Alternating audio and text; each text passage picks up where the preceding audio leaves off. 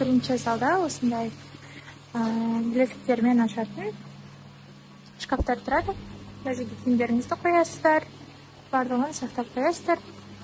Ол елге шалынбайды, ұрлап кетпеу үшін. Кейін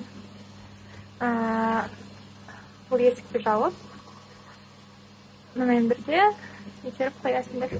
Қазақстанда да негізінде осындайлар бар.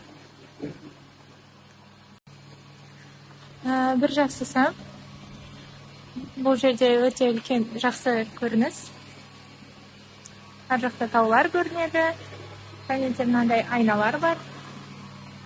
Мына жерге өзіңіздің косметикаңыздың барлығын алып келіп, боянсаңыз болады.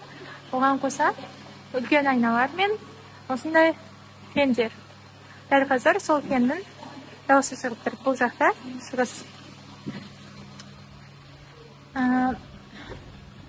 Ары қарай жүрсеңіздер,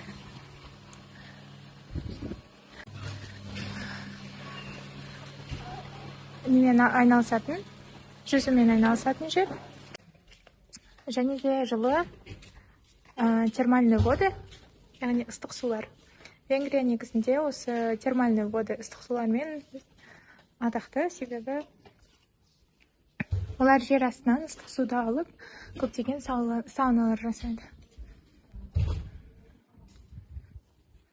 Осындай экрандар белгіленген. Егер де мына жерге сіз өзіңіздің браслетіңізді жасасаңыз, сіз қай жерде тұрған, сіздің шкафыңыздың номері қандай екені көрсетіледі.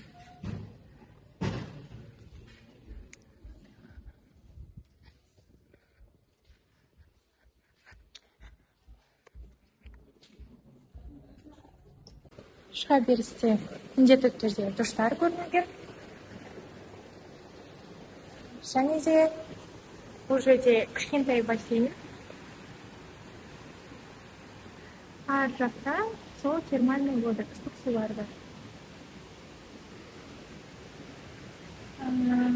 Екінші бөлмесіне қарай барсаңыз, мұнда спортсмендердің айналысатын жері, секіретін жер, және ар жағында 25 метрлік қойдым, әлде 50 метрлік па? 25 метрлік. Бұлар бассейн.